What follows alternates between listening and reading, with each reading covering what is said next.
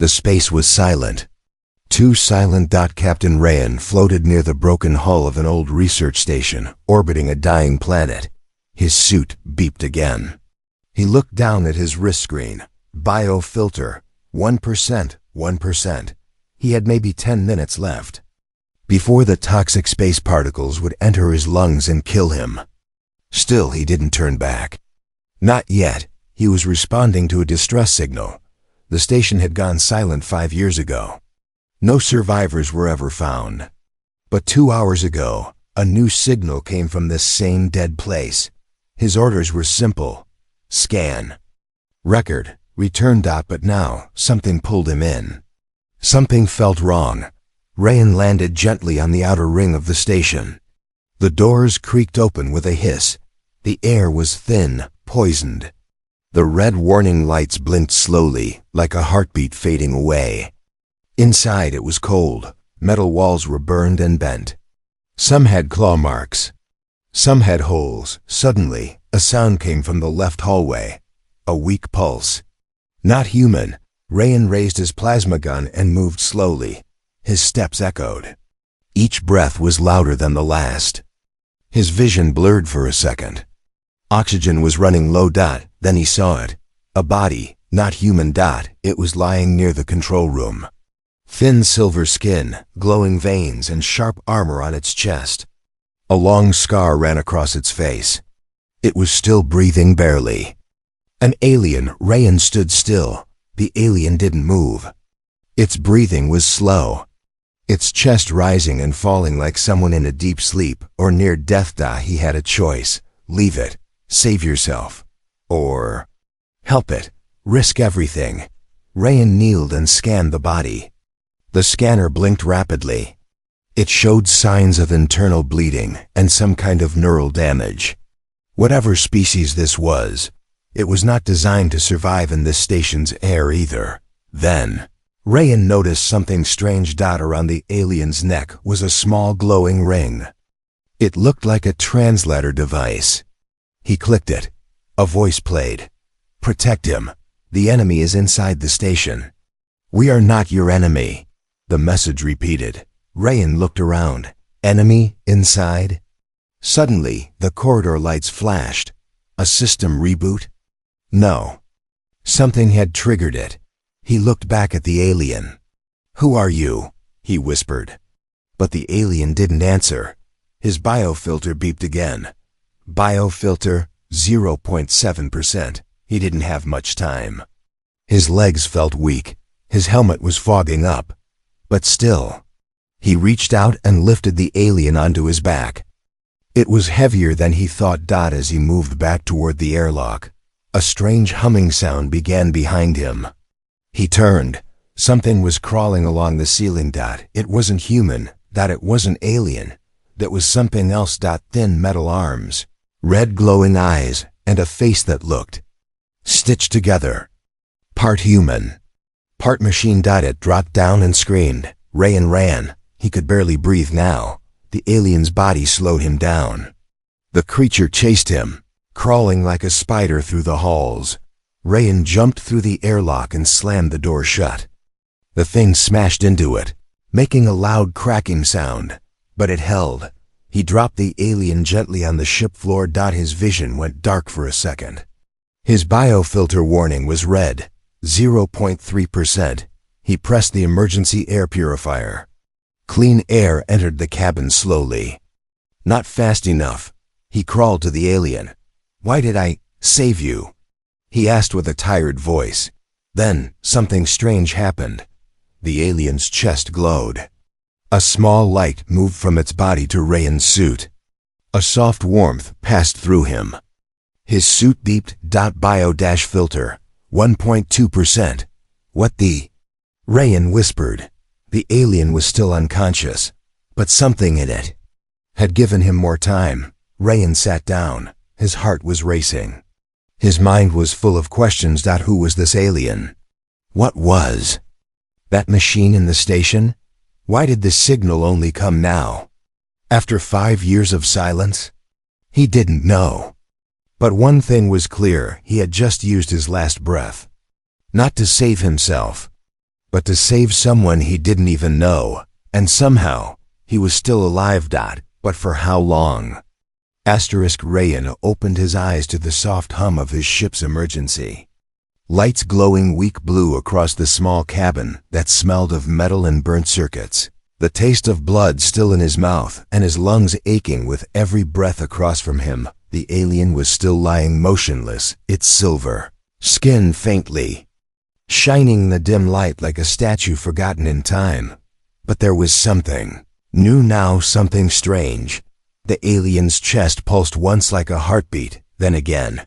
And with each beat the lights in the ship flickered in sync, as if the alien's body was reaching into the ship's systems, feeding off it, or giving back to it. No one could tell. Rayen sat up slowly, every muscle protesting his movement, his suit barely holding together, his biofilter now reading 1.3% and still climbing, even though he had no air tanks left. He stared at the alien, trying to understand what it was, what kind of being could do this, and why it had helped him when he was the one who carried it from death's door. Suddenly the translator device on the alien's neck lit up with a quiet ping. The same voice returned, clearer than before, echoing through the small cabin. He is not your enemy. The danger is inside the station. You must not trust the voice. Rayen leaned forward, eyes wide. The voice wasn't random. It was specific. It was warning him. But what voice, what danger? Who had sent this message? The alien stirred, its fingers twitching slowly, as if waking from a long, deep sleep, its body arching gently like a creature learning how to breathe again in a world that was not made for it. Rayen reached for his weapon, unsure if the alien would wake up as friend or foe, his hands shaking from cold and confusion, and something else. Fear maybe, or doubt. Then the alien opened its eyes, glowing a soft green, not threatening, not cold, just tired, confused, maybe afraid, just like him. They stared at each other in silence, the ship humming between them like a heartbeat shared between strangers. Neither speaking, neither moving. The only sound was the slow ticking of Rayen's suit, still counting down, still reminding him time was running out. Finally, the alien spoke, its voice deep, broken, mechanical, yet calm and slow. You should have left me. Rayen blinked, unsure how to answer, unsure if he had made a mistake or saved something important, or both. Why did you help me? He asked, his voice rough, his throat dry like sand.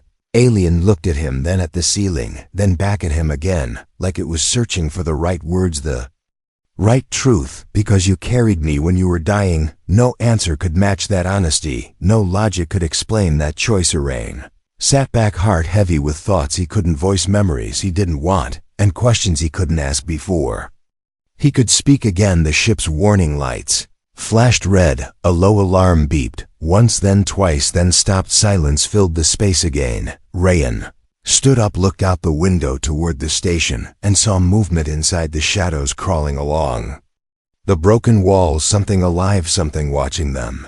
They know you helped me, the alien said slowly, rising to its feet, legs unsteady, but strong, eyes focused, sharp, now aware. Rayen felt the weight of those words like a knife against his spine.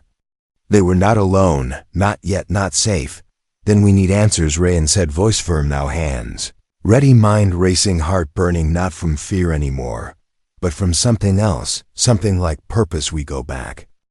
The corridor was breathing like a living thing, metal walls, groaning wires, dangling like veins, flickering lights, casting long shadows across the floor, and something was moving in those shadows, not walking, not crawling, something else entirely. Rayen moved forward, weapon in hand, footsteps, silent, heart pounding like drums in an empty room, and behind him the alien. Kale walked slowly with purpose, his silver skin now dim, but his eyes burning green like fire in the dark. They had returned to the Siva station, the same place where Rayen almost died and where Kale was found, and now they were here again, searching for the voice, the signal, the truth. The hall was filled with silence, but not peace. It was the kind of silence that holds its breath before the scream, the kind that presses against your ears and whispers something is coming, something is watching. Kale touched the wall, fingers tracing ancient scratches, deep marks made by something strong, something wild, something that should not be free. I remember pain, he said, not looking at Rayen, just staring at the marks like they were pieces of a puzzle, too broken to solve. Rayen didn't ask what kind of pain he didn't want to know. Maybe it was better not to. Maybe some memories should stay buried even for someone not human.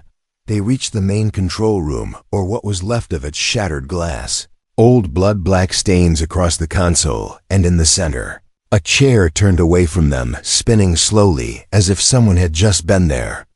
And left only moments. Rayen moved closer, weapon raised, breath shallow, and reached out to stop the chair spinning. There was no one in, just a message blinking red on the broken screen. Warning: Bioform breach detected, control override. In progr, Seskiel stepped forward, the lights in the room reacting to him, pulsing with his breath like the station knew him, remembered him, feared him. Maybe. He stared at the message and spoke in a voice Rayen had not yet heard, not soft, not unsure, but full of command. This station was never for humans. Rayen turned to him, confused, waiting for more. But before Kale could speak, something dropped from the ceiling, fast, heavy, screaming like metal in pain. A creature, half metal, half flesh, eyes glowing, red jaw wide with teeth, not made to eat but to break, something that was once human and no longer remembered how to. Rayen fired once, twice, sparks flew. The creature roared, but didn't fall. It moved too fast, two wild claws swiping through air like blades. Kale jumped between them, his arm transforming into a shield, glowing with the same green light that had healed Rayen before. Fought like old enemies, fists, fire, claws, screams, sparks lighting up the dark. Kale hit the creature in the chest and it screamed again, this time not in rage but in memory. You are broken, Kale whispered as the creature's chest opened, revealing a twisted piece of tech buried deep, glowing red, like a heart full of Rayen aimed for it and fired one final time. The shot perfect, the glow faded, the creature fell silent. Smoke filled the room. The silence returned, but now it was heavier, darker, like something deeper had just been woken by the noise, by the fight, by the truth. Kale knelt beside the body, fingers tracing its face, not in pity, not in anger, but in recognition. This was one of us once before the humans changed you. Rayen didn't speak. He didn't know how. He just watched the dead machine and the living alien, both broken in different ways, both survivors of something terrible. The screen behind them blinked again, new words appearing slowly, as if typed by something still alive in the system. Project Echo, merge failed, subject escaped, termination required. Rayen read it once, then twice, then looked at Kale. What were they trying to make here? He asked, voice low, heart heavy with fear he couldn't name. Kale stood, his face calm, his eyes distant, as if looking through time. They were trying to make weapons, but they made monsters instead. Asterisk. The doors hissed open like the breath of an old beast. Something ancient, something angry, and cold air rushed out of the lab ahead, carrying the smell of rust and something else, something like rot, but not human. Rayen stepped in first, gun raised, eyes scanning left, then right, breath slow, not from calm but from control, because fear was not a stranger here. It was a companion walking beside him, silent and steady. Kale followed his footsteps, light, silent, almost floating, his wounds healing faster than before, his skin now pulsing with energy like his body was remembering itself piece by piece. Lab was massive, larger than expected, high walls filled with broken tubes, shattered glass, and control panels still blinking with strange alien text mixing with human code, like two languages fighting on the same page. Rayen looked around carefully, taking it all in, each screen showing old data files, logs, records of something they tried to keep hidden, something too big, too wrong. He wiped dust from a console and tapped the screen. It flickered once, then showed a name, Project Merge Initiative, status terminated. Below that, images appeared, twisted bodies connected to machines, their faces stretched, their eyes gone, their skin marked with glowing lines, the kind Kale carried to. Rayen felt a chill in his bones, not from the air, but from truth, the kind that breaks something inside you when it arrives too late. They tried to fuse us, Kale whispered, standing beside a cracked tank filled with green fluid, wires still hanging like dead Venus. Rayen turned to him, confusion on his face, but not disbelief, not anymore. Fuse what with what? He asked, his voice low, like he already knew but needed to hear it from someone.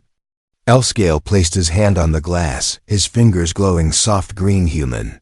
DNA with ours, with mine, with others. Like me, we were not soldiers, we were samples. There was silence again. But not empty silence, this one was full of weight, full of ghosts. Screaming without sound, and Rayen could almost hear them too, all those voices trapped in machines, forced to become something they never chose to be. They moved deeper into the lab, walking past old cryopods, some still cold, some cracked open, with claw marks from the inside, each one a story not finished, each one a life rewritten. And then they found Ida.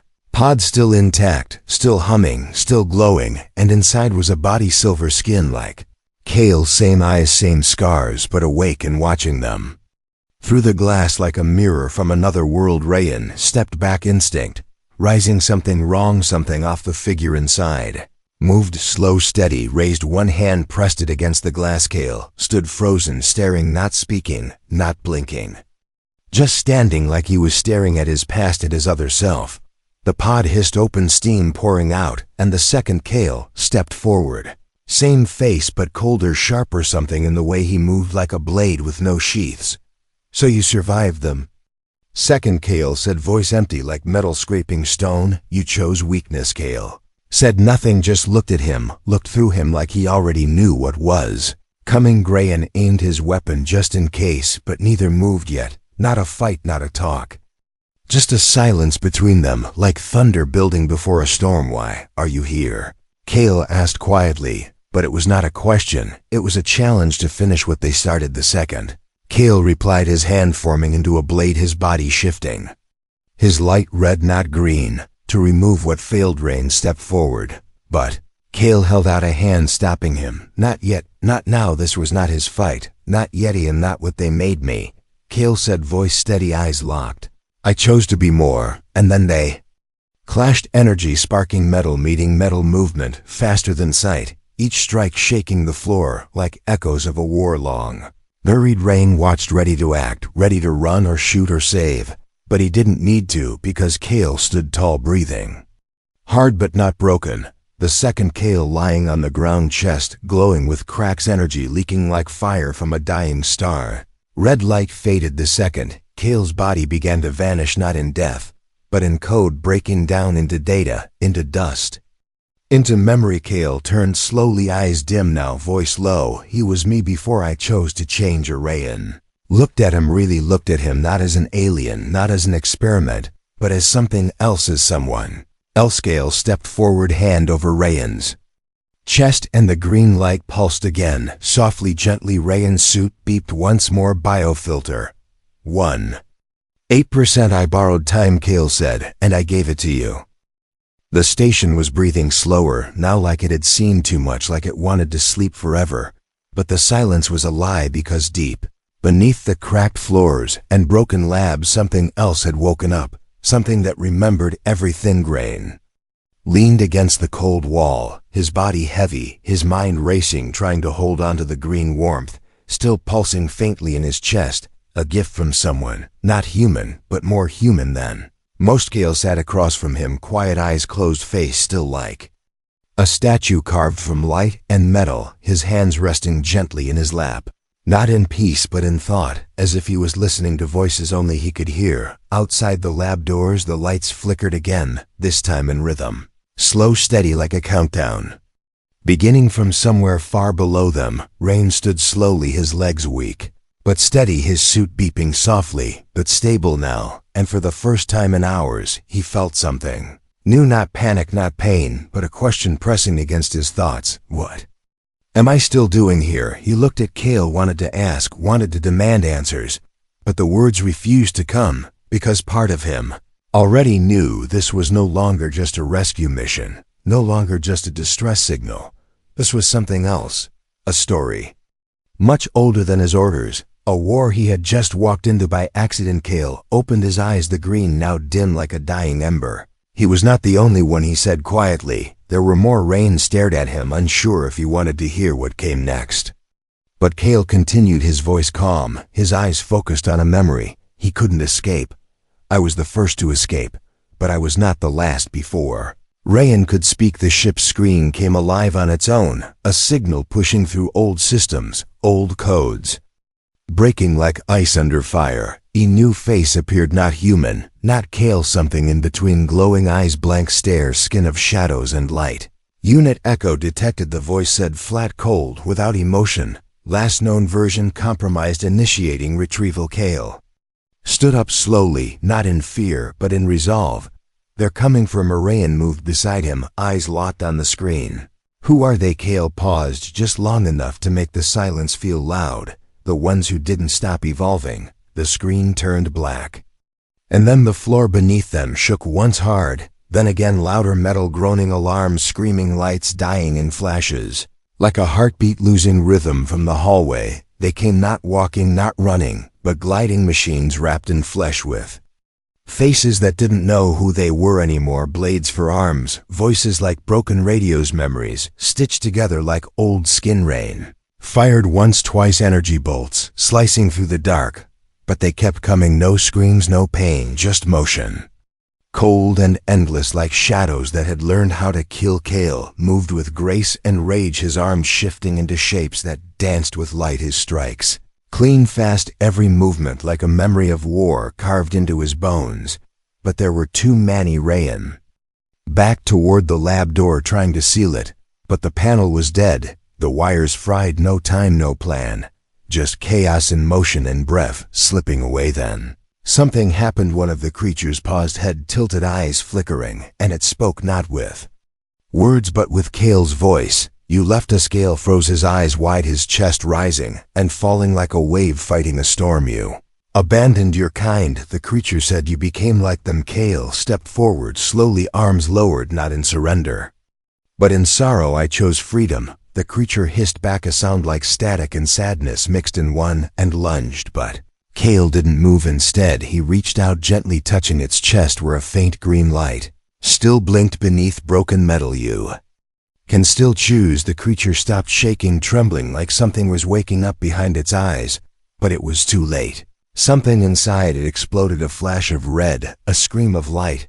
and it vanished into dust. Kale staggered back, the impact shaking him. Rayen caught him before he fell, his own body weak, his own breath thin. Kale looked up at him, barely holding on. They are still inside me, all of them, their pain, their memories. Rayen nodded slowly, his voice quiet but strong. Then we carry them together. Kale smiled faintly, a crack of peace in a storm of war.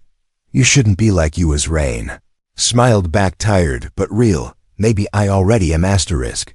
The lights were fading faster now, one by one, like dying stars in a collapsing sky, and the station around them groaned like an old giant waking from a nightmare it could never forget. Rayen lay on the cold floor, breath slow too. Slow, his hands shaking, not from fear, but from the weight of what was slipping away. His biofilter flashing red, a final warning, not with words but with silence, the kind that says goodbye. Kale knelt beside him, his face calm, but his eyes full of something deep. Not panic, not confusion, but sorrow, a quiet sorrow that only someone who had lived too long and lost too much could carry. Rayen tried to speak, but no sound came, only a soft breath like wind before it disappears forever. His chest rising, barely a whisper of life left in it. Kale placed his hand over Rayen's heart, not hard, not fast, just a touch, gentle, steady, filled with memory and light and choice, the kind that changes everything. The green glow spread across Rayen's suit, flowing like water under ice, reaching the cracks, the broken filters, the dying systems, and something inside flickered once, twice, and then began to resurrect. S eyes opened slowly, and the first thing he saw was not the ceiling, not the sparks, not the darkness. Kale looking down at him, breathing heavier, his skin dimmer, his shoulders lower, like he had given away something he would never get back. Rayen sat up, barely holding himself together, his voice rough like gravel. What did you do? Kale looked at him, not with regret, but with honesty. I gave you breath, mine, not borrowed, not stolen, given freely. Rayen stared at him, not understanding. Not fully, not yet, but the truth was there, in the air, in the silence, in the way. Kale was swaying slightly like a tree after a storm, standing but tired. That could have killed you, Rayen said, trying to rise, trying to argue, but his knees buckled. The Moment he stood, and Kale caught him again, arms strong but shaking. "If you die now," Kale whispered, "everything I left behind, everything I fought to forget, becomes nothing." The floor shook beneath them once more, this time stronger, longer, and from deep below a sound rose, not metal, not mechanical, but alive, a scream without voice, a hunger with Rayen turned to the door, his mind racing, his heart pounding faster, not from fear, but from something new, something sharp and painful and real. "We need to move." Kale nodded, but slower now, every step costing him more, every breath heavier. And for the first time, Rayen saw him not as a weapon, not as an alien, but as someone bleeding without blood. They ran, or tried to ran, through collapsing corridors, through smoke and static and old ghosts screaming in the wires, the station falling piece by piece like a memory being erased. They reached the main core chamber, the heart of the station, red lights, flashing shadows dancing on the walls like hands reaching for something they couldn't hold. Kale placed his palm against the control panel, and the whole room lit up, not with power, but with memory images flashing across the walls, his past, his creation, the others, the pain, the betrayal, all of it playing like a storm across broken glass. Rayen looked away, not out of pity, but out of respect, because some pain should not be watched, only carried. Kale turned to him, his voice weaker now but still clear. "The station can be destroyed from here. The signal erased, the experiments buried, but someone has to stay." Rayen stepped forward without thinking. "Then I'll do it." Kale shook his head, a slow, tired motion. "You are the one who has to carry this story forward, not me." Rayen grabbed his arm, looked him in the eyes the same way soldiers do before war or death or something between. "You saved me twice, I'm not leaving you." Kale smiled faintly, something between peace and pain. "You are more than human now, not because of me, but because of choice." Station groaned again, the final warning, the last breath of a place that should not have lived this long. Kale stepped back, his fingers dancing across the console light, spilling from every motion. The countdown starting not with sound, but with vibration. Like the heartbeat of the end. Rayen watched, unable to move, unable to stop it, because deep inside he knew this was the only way. Kale looked at him one last time, and for the first time he looked not like a weapon, not like an experiment, but like a friend. "Thank you for choosing me when I was nothing." And then the door closed between them. The walls were shaking, now not from attack, not from fear, but from the weight of ending something too large, too long, too full of secrets and pain that should never have been born. Rayen stood alone in the outer hallway, staring at the sealed door, behind which Kale had vanished, a soft green light still pulsing on the surface, like a heartbeat refusing to stop even as the world around it began to fall. Smoke drifted through the corridor, silent like ghosts of the dead machines that once lived here, and Rayen's boots left marks on the floor, like footprints through memory, footprints through loss. His suit buzzed once, the cum system flickering, weak but still alive, barely alive like him. He tapped it once, twice, voice low, breath steady, command. "This is Captain Rayen. I'm transmitting the final log of Echo Station static," answered him. Then silence, then a soft ping as the recording began. His voice was calm, but his hands shook, not from fear, not anymore, but from something heavier, something that stays even after the battle is over. "They lied to us," he said, eyes fixed on the emergency screen, now counting down from 90. "This station was never about research, it was about control behind the glass."